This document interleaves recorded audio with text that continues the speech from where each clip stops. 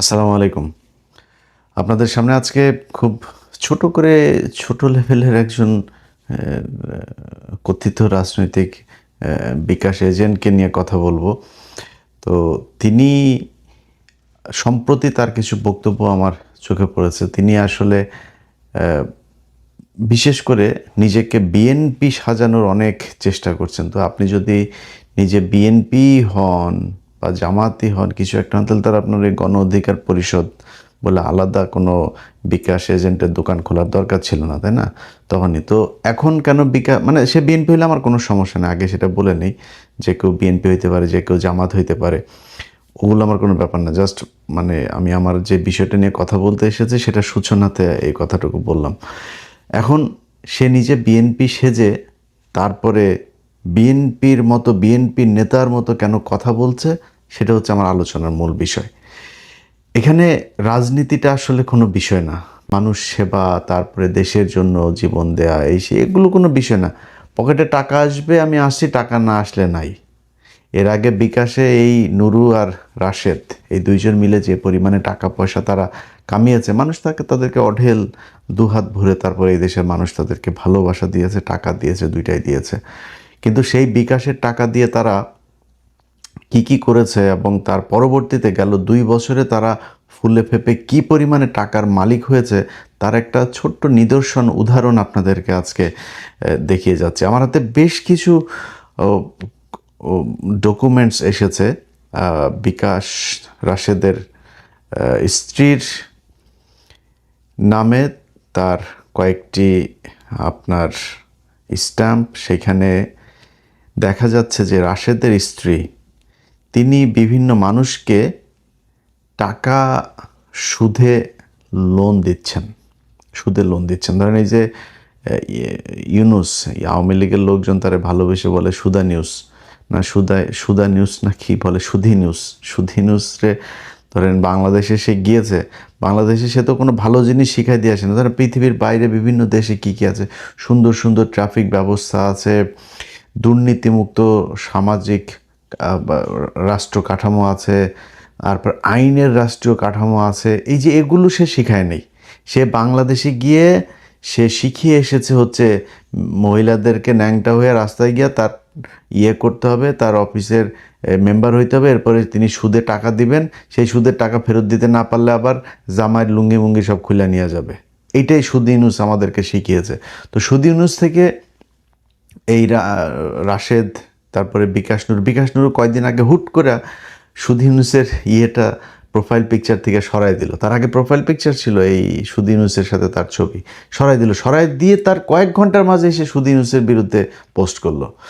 তো এগুলো তাদের মূলত সবই স্ট্যান্ডবাজি, সব মানে যখন যার কাছ থেকে সুবিধা। এখন ধরেন সে তারেক রহমানকে আমি গ্যারান্টি দিলাম, আমি বেঁচে থাকি আর মারা যাই, আপনাদেরকে গ্যারান্টি দিয়ে বলে দিলাম, এই নুরু, এই রাশেদ বিএনপির কাছ থেকে যেদিন সুবিধা পাবে না, সেদিন বিশাল বড় রাজনৈতিক নেতা হয়ে আবার শেখ মুজিবের মতো ভাজা ঘিয়ের গলায় ভাষণ দিবে।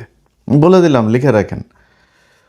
তো আজকে তারা সুদ ইউনুসের কাছ থেকে যেই সুদের ব্যবসা কারবার শিখেছে, সেটা দিয়ে কি করছে আপনাদেরকে সেটা একটু দেখাই।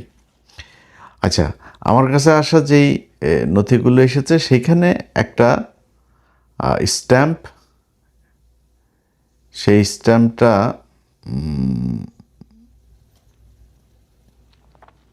8/3/2025, অর্থাৎ 24-এর পলাতক হাসিনার পালিয়ে যাওয়ার পরে যে টাকা পয়সা কামিয়েছে, তারপর থেকেই শুরু করেছে আর কি।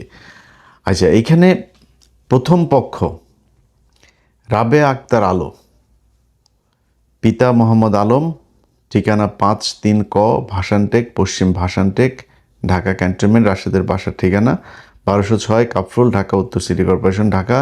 পেশা ব্যবসা, রাশেদের বউর পেশা ব্যবসা, বুঝছেন তো কি ব্যবসা করে আল্লাহ জানে। তো ধর্ম ইসলাম, স্বাধীনতা, বাংলাদেশি, ভোটার আইডি কার্ড, ব্লা ব্লা ব্লা ব্লা ব্লা, সেটা না বললাম। এটা প্রথম পক্ষ। দ্বিতীয় পক্ষ হচ্ছে মোসাম্মদ হেলেনা আক্তার নামে একজনকে লোন দিয়েছেন, সুদের টাকা লাগাচ্ছেন, সেখানে শুরু করছেন। দেখেন মানে সুধারু হইল ইমানদার আছে, মহান আল্লাহকে স্মরণ করিয়া এই চুক্তিপত্র আরম্ভ করিতেছি। আমি দ্বিতীয় পক্ষ গ্রহীতা প্রথম পক্ষ রাবেয়া আক্তার আলো হইতে 5 লক্ষ টাকা ঋণ হিসেবে গ্রহণ করি। তাতে উল্লেখ থাকে দ্বিতীয় পক্ষকে আমি প্রতি মাসে 4% লভ্যাংশ হিসাবে দিব। আচ্ছা, শর্তাবলী। ঋণের টাকা গ্রহণ করে 8/3/2025 তারিখে প্রথম পক্ষ 4% লাভে প্রতি মাসে 20 লাখ। আরে এই শালা ব্যবসা দেখছেন, 5 লাখে প্রতি মাসে 20,000 টাকা করে রাশেদের বউয়ের ব্যবসা। দ্বিতীয় পক্ষ প্রথম পক্ষকে সিকিউরিটির জন্য একখানা ব্যাংক চেক প্রদান করিবেন, যা প্রথম পক্ষ যে কোনো সময়ে উত্তোলন করিতে পারিবেন। প্রথম পক্ষের টাকা প্রয়োজন হলে দ্বিতীয় পক্ষকে 3 মাস পূর্বে জানাতে হবে। লভ্যাংশ 4%, 20,000 টাকা প্রতি মাসে দ্বিতীয় পক্ষকে প্রদান করিবেন। যদি কোনো দুর্ঘটনায় দ্বিতীয় পক্ষের মৃত্যু হয়, তার অবর্তমানে চুক্তির সমস্ত টাকা তার ওয়ারিশগণের উপর বর্তাইবে, ও যদি কোনো দুর্ঘটনায় প্রথম পক্ষের মৃত্যু হয়, তার অবর্তমানে চুক্তির সমস্ত টাকা তার ওয়ারিশগণ বুঝিয়া পাইবেন।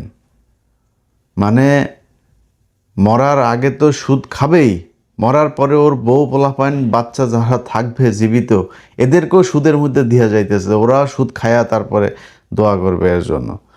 উপরোক্ত চুক্তির বরখেলাপ হইলে প্রথম পক্ষ রাবেয়া আক্তার আলো চলমান আইন অনুযায়ী আইনগত ব্যবস্থা নেয়ার ক্ষমতা রাখে। তো এখানে আপনাদেরকে আরও কিছু জিনিস দেখানো হলো। এই যে রাশেদের যে আপনার ব্যক্তিগত তথ্য, তো এগুলো সবগুলো সোশ্যাল মিডিয়াতে দেখানো ঠিক না। তবে এটার মানে মূল ইয়ে হয়েছে যে তার যে তথ্য বিবরণী, যেটা আপনার আয়কর রিটার্ন এবং ভোটার ইয়ের সময়, নির্বাচনী হলফনামার সময় যেসব তথ্য দিয়েছিল, সেখানে সে বলেছে যে সে হচ্ছে ব্যবসায়ী এবং রাজনীতিবিদ, বিকাশ ব্যবসা, বুঝছেন। আর হইল গিয়া তিনি আগে ছাত্র ছিলেন। তার বউয়ের ব্যাপারে দেওয়া হয়েছে, তার বউ এখন গৃহিণী, আগে ছিল ছাত্রী। তো কয়দিন আগে তুমি দিলা তোমার বউ গৃহিণী, আবার এখন ওইখানে লিখছো যে ব্যবসা। আবার ব্যবসা, সে কি ব্যবসা? নিচতলা ভাড়া দেওয়ার, উপরতলা বড় করার ব্যবসা। সেই ব্যবসায় মানুষকে লোন দিচ্ছে, এবং এরকম লোন দেওয়ার মানে প্রমাণ একটা দুইটা না, অনেকগুলো। তো ধরেন এই হচ্ছে রাজনীতি।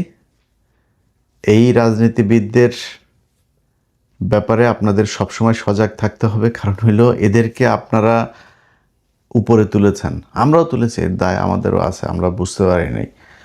আমাদেরও এক সময় তারা, এখন আমাদেরকে, আমরা নাকি ইউটিউবার, আমরা হচ্ছে, আমাদেরকে সাংবাদিক বলতে লজ্জা লাগে, বুঝছেন। তো ওর বাপ, যখন ওর কেউ ছিল না, তো তখন ওর এই বাপেরা ছিল, এই বাপেরা ওদের কেউ উঠাইছে। তো যাই হোক, এদের ব্যাপারে আমাদের ভবিষ্যতে সাবধান থাকতে হবে। এরা আমাদের আবেগ নিয়ে খেলা করে তারপরে তারা আমাদের এই দেশের সাথে বেইমানি করে, আমাদের যেই আবেগ, সেই আবেগের সাথে তারা বেইমানি করে। তো তাদের ব্যাপারে খুব বিশাল আকারে কিছু বলার মতো এরকম কোনো ফিগার তারা এখনও হয় নাই। তবে আজকে যেটুকু দিলাম, এটা জাস্ট ছোট্ট একটা জিনিস, এটা আমার কোনো অনুসন্ধান না, কোনো কিছুই না। মূল যে অনুসন্ধান নুরুকে নিয়ে, সেটা চলছে। দোয়া করেন, আপনারা দেখবেন। আমি একটু সময় নিচ্ছি, কারণ অনেক জিনিসপত্র আসছে, তো এগুলো মিলায় গুছায় লিখতে টিখতে এডিটিং করতে সময় লাগবে। বাট আপনাদেরকে নিশ্চিত করলাম যে ইনশাল্লাহ আল্লাহ বাঁচায় রাখলে সেটা দেখতে পাবেন, মজা আছে সেইখানে। আল্লাহ হাফেজ।